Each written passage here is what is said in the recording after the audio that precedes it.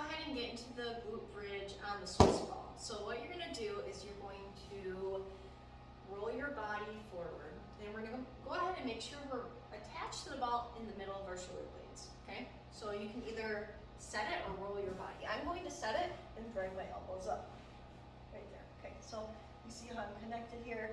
I'm going to make sure my feet are hip width apart and nice and straight on, just like so. And we always want to make sure the knees are right over the calves, or right over the ankles here. There we go. And we're hip width apart. Just a little bit more because we want to make sure our butt is slightly hanging off the Swiss ball. You can clasp your hands in the front to help brace. We're going to take a deep breath in by bringing the hips towards the ceiling. So we're going to do a slight pelvic tilt, or tilting the pelvis towards the ceiling, and squeeze the glutes. So pre-squeezing, I'm going to activate my feet by pushing the feet in the ground and spreading the floor of my feet, creating torque. So I'm already activating my glutes. We're going to take a deep breath in. Lateral breathing, we're expanding through the rib cage and the stomach, just like if we were breathing in through gills, through our rib cage. So I want you to picture gills, sucking the air in, and then we're going to take a quick breath out. We're going to, because that's going to help us brace. So hands in the front, we're clasping, we're going to bring the hips down towards the ground, core is tight, and then we're going to breathe out at the top. When we breathe out, we're going to squeeze the glutes as hard as we can and pull the elbows in and the belly button towards the center of the spine. We're holding.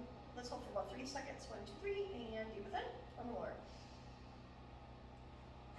And we're pushing the floor away, pushing. We're driving our shoulder blades down and back. Deep breath in, and big breath out. Hold, 1, 2, 3, and nice and easy, lower. I'm really pushing through the ground. I'm keeping to where I'm not arching my lower back excessively. I'm not dropping my hips towards the floor. I'm going to keep that anterior pelvic tilt. So a good way to do it is take your fingers, put them on your hip bones right here, and then we're going to go ahead and tuck the pelvis in just slightly. We don't want to have it all the way tucked in where your tailbones are rolling underneath, because that's going to affect your lumbar spine. We still want to keep that neutral spine.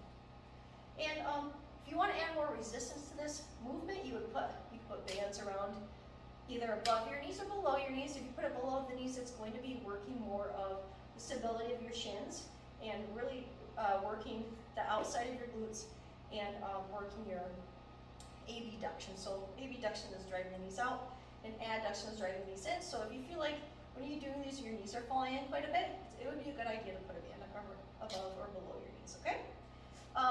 When you're coming out of this movement, roll yourself up, grab the ball and kind of lean forward and reset on the ball. Or you can just kind of roll off and stand up until you get better with your balance. If you feel like it's too wobbly when you're doing this movement, place the ball against the wall at first, and then once you're a little more comfortable with this movement, then slowly roll the Swiss ball off of the wall. Then that is how you do a glute bridge with the Swiss ball.